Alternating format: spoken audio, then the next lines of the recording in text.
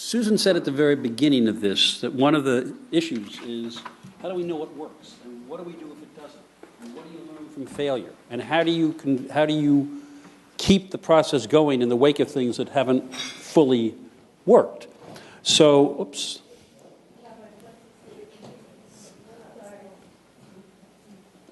So it introduces a concept that it's called patient philanthropy, which sounds like philanthropy aimed at people in hospitals, but as I learned, that's not what it means at all. James Lindsay is a senior vice president at the Council on Foreign Relations. He has a background that's somewhat different from many other people here. He's been on the National Security Council. He's comes from the Lyndon B. Johnson School of Public Affairs at the University of Texas. He has written extensively about foreign policy. And if you want to know what the link is between that and our conversation here today, well, maybe, James, you ought to tell us. So it's all yours. Thank you very much. Hi, thank you. It's great to be with you here today on National Philanthropy Day. I personally owe a great deal to philanthropists, many of whom I will never have a chance to thank for making my career possible. Philanthropy made it possible for me to go to college. It supported my dissertation research, and it makes my current career possible. Right now I am Senior Vice President, Director of Studies, and Maurice R. Greenberg Chair at the Council on Foreign Relations. So let me begin by saying thank you to all of you for your passion, your commitment to finding solutions to domestic and global challenges. Now, obviously, there are many great ends toward which philanthropists can aim their efforts. And again, as Jeff pointed out, I was asked to talk a bit about the need for patient philanthropy and the need for patient philanthropy in the support of new knowledge. And really what I want to do today is talk about what much of my work at the Council on Foreign Relations is aimed at. And this is based on three sort of very simple propositions that I'd like to defend to you today. Proposition number one is that ideas matter. Proposition number two is that ideas take time and effort to develop. And number three, that ideas need to be advocated. Let me begin with proposition number one. Ideas matter. Actually, I'm feeling a little daring today, so I'll go a little bit further. I'm going to argue that ideas shape the course of history. They tell us how the world works. They tell us what we should worry about. They tell us what we should do. When we talk about whether green jobs can drive the future economy, or we talk about unleashing the power of female entrepreneurs, or when we talk about whether charter schools produce better students, we're fundamentally talking about ideas. Indeed, philanthropy itself rests upon an extraordinarily powerful idea, the idea that private citizens can help solve domestic and global problems. When the issue of ideas come up, because I spent a good portion of my life in academia, I'm reminded of what the great British economist John Maynard Keynes said when he was asked if ideas matter. And let me quote Lord Keynes. "The world is ruled by little else. Practical men who believe themselves to be quite exempt from any intellectual influence are usually the slaves of some defunct economist." Point number two, ideas take time and effort to develop.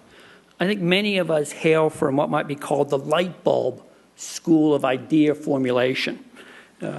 Light bulbs suddenly go off in the head of some very smart person who then shouts, "Eureka," and then the issue is over. But I can tell you, as somebody who spends a lot of time working in the idea business, that ideas are almost always more complicated, or the process of generating ideas is almost always more complicated than that. Hunches are aired, criticisms are leveled, refinements are made, until hopefully over time a consensus emerges and what was once seen as heretical becomes obvious. This afternoon, or at lunch today, you had Ambassador Hunt talking about her work supporting the empowering of women. Ambassador Hunt over the years has been very generous in supporting the work of one of my colleagues, Isabel Coleman, on the role of women in foreign policy and the role of women in economic development. And when Isabel got into this business more than a decade ago, it was not a field that anyone paid attention to.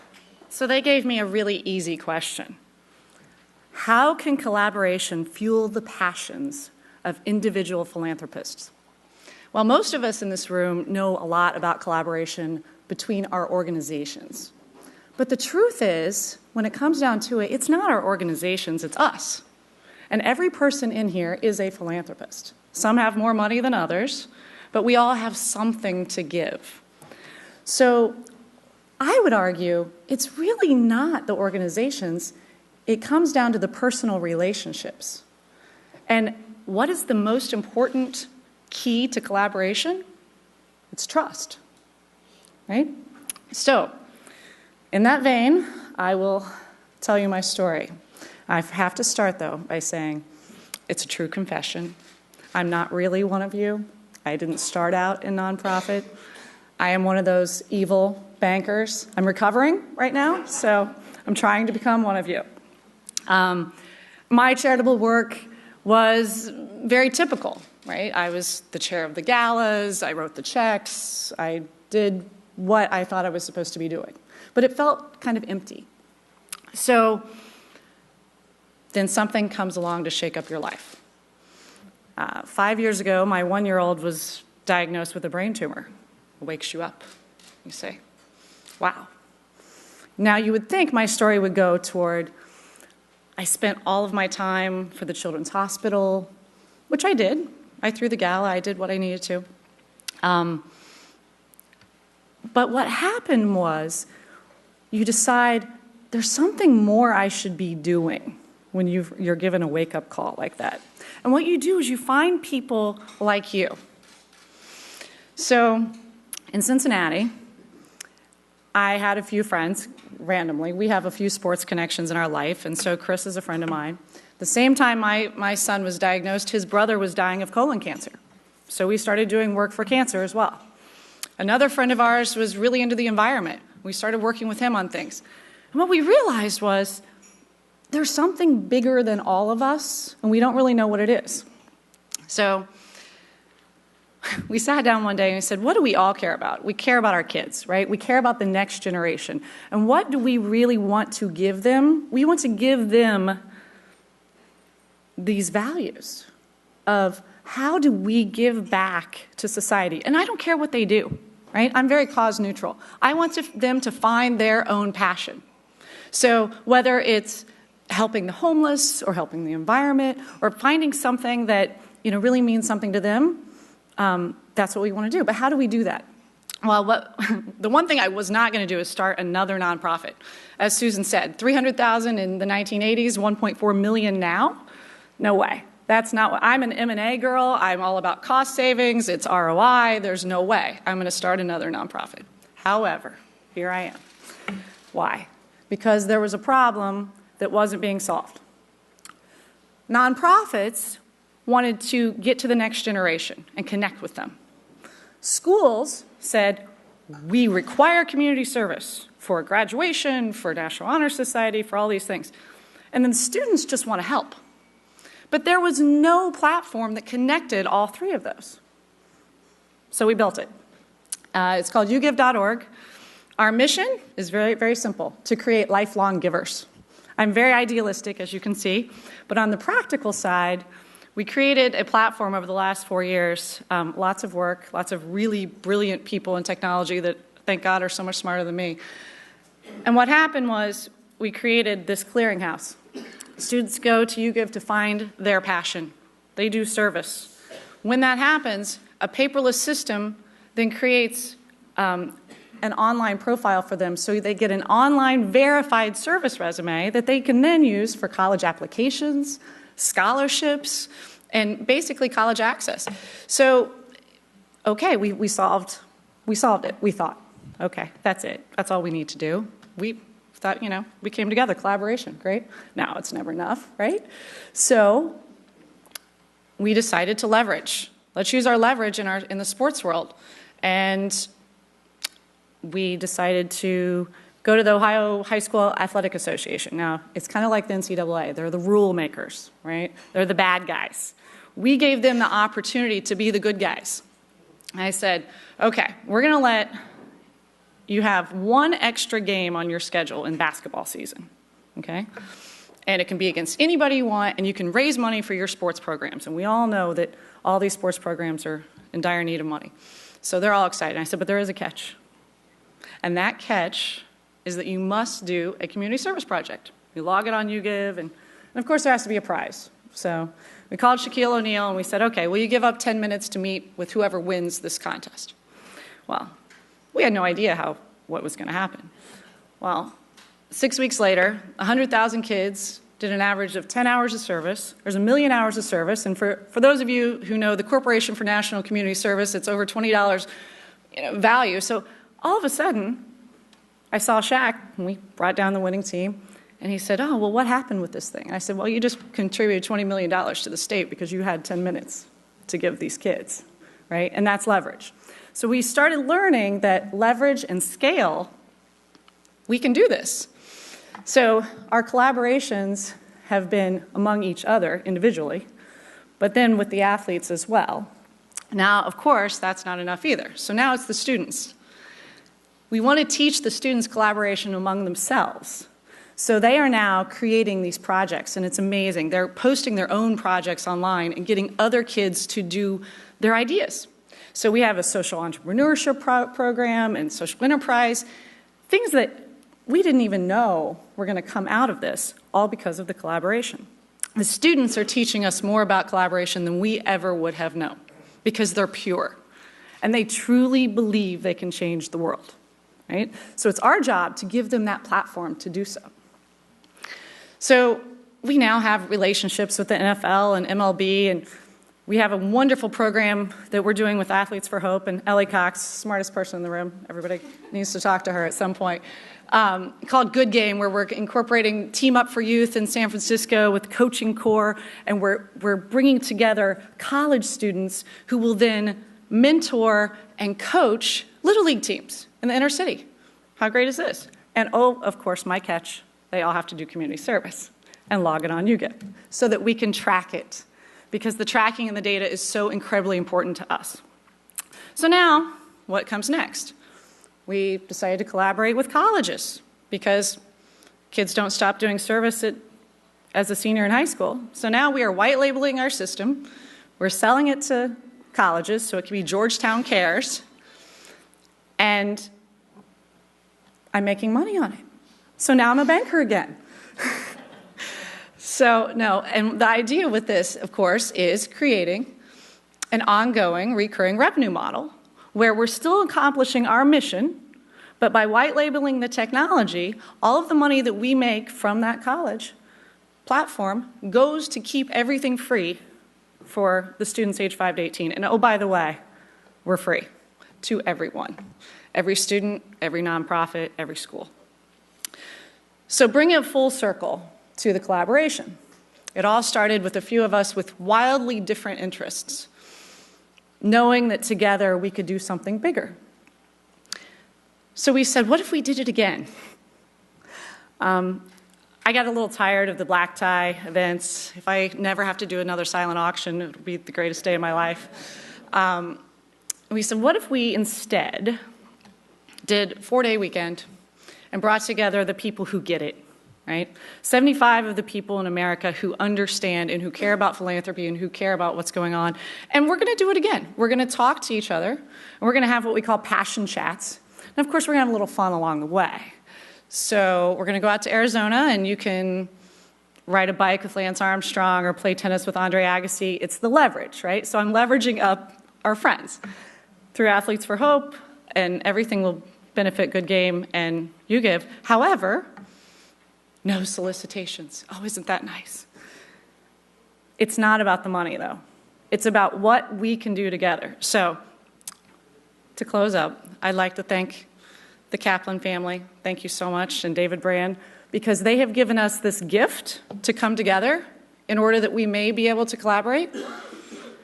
So the best gift we can give back to them is to trust one another and to do something amazing so that when we come back here next year, we can talk about it. That's terrific. Thank you.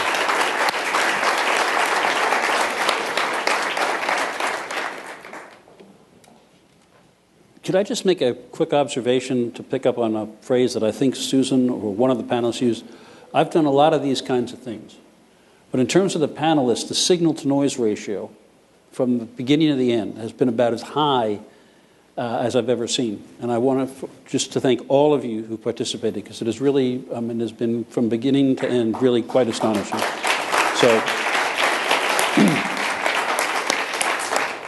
but I still have a chance to blow this. So here's a question, since James, you've worked a lot in the public sector, and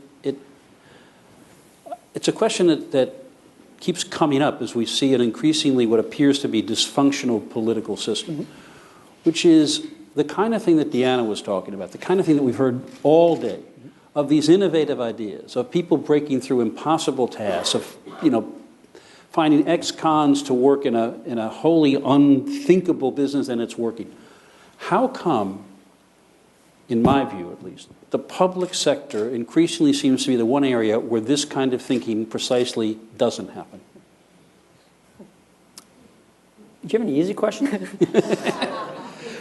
You ask a very good question, Jeff, and I could probably talk about it at great length and not give you a satisfying answer. But let me offer up the following observations.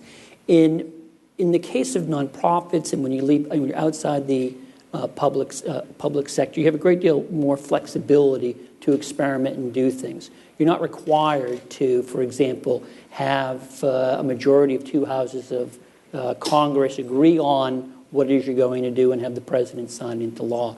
By very nature of the way the public sector works, and a desire to want to have reputable rules to limit the ability of people to abuse rules and exercise discretion, can lead, on the other hand, to having stasis and inertia and dysfunction. So it's partly inherent in nature what we expect out of public institutions. But on the flip side, why nonprofits, social entrepreneurs, philanthropists are so critical in this is because they do have the ability to sort of, particularly if they're politically savvy, to interject themselves into the political process to get people inside these institutions who want to do things differently.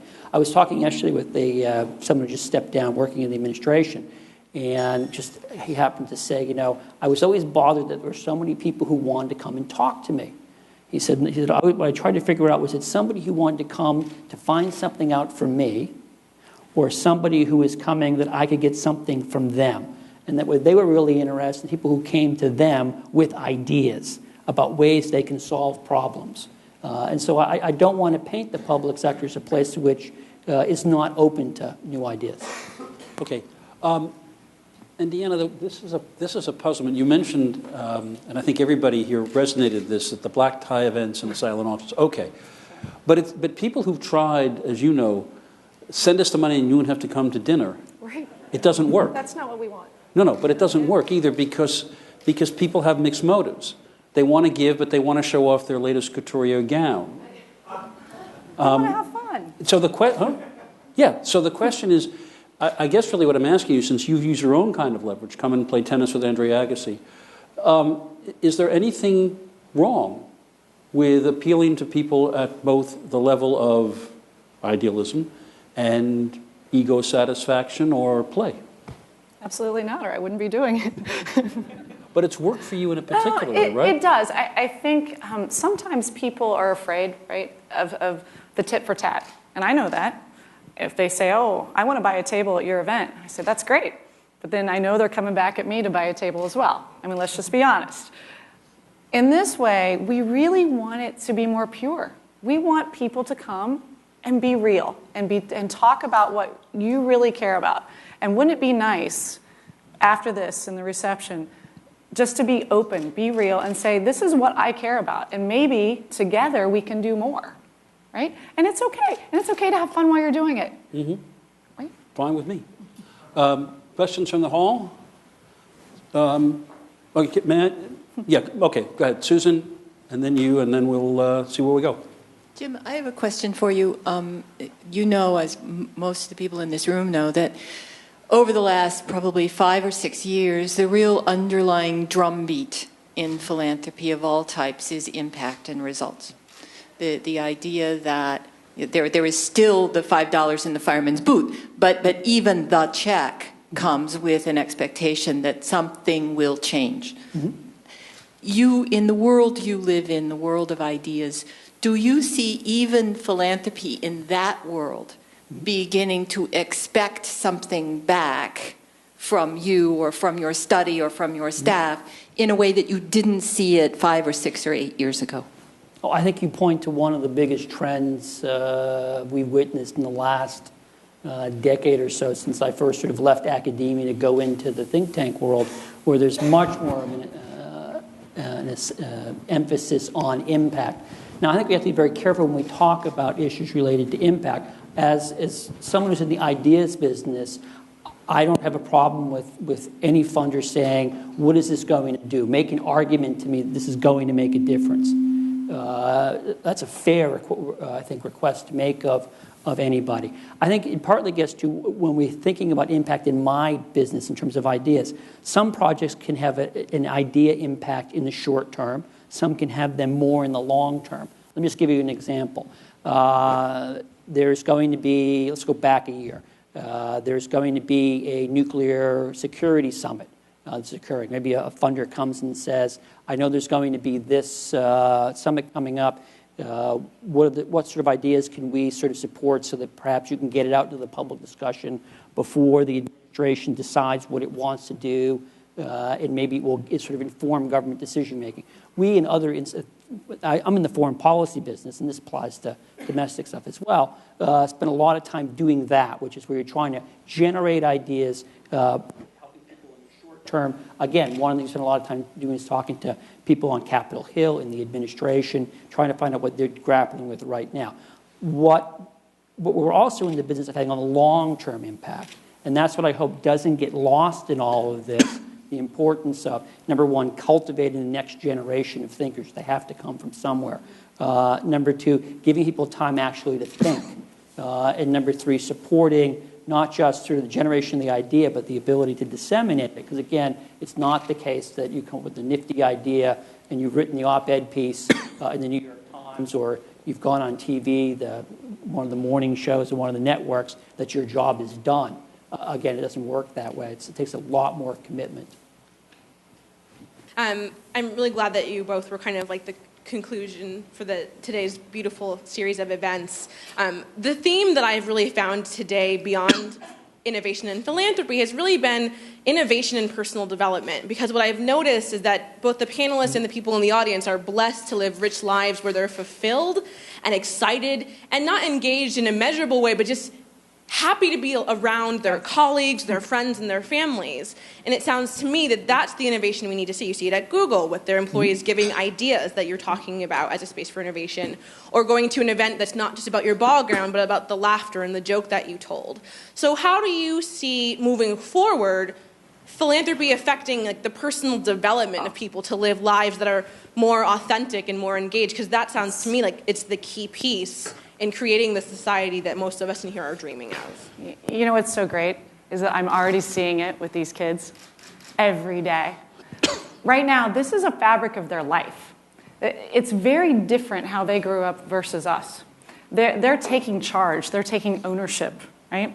And as we heard earlier, they're flipped. They want the fulfillment now. And so they're doing this now. They're not waiting until they're retired to become a philanthropist. They understand that philanthropy is service, not just money, and that their time is worth so much, and their self-esteem goes through the roof. And their best friends are the ones that care about the same things they do. Can I just say ditto? Is that allowed? Deanna, James, thank you very much. Thank you. Much appreciated. Thank you, Jeff.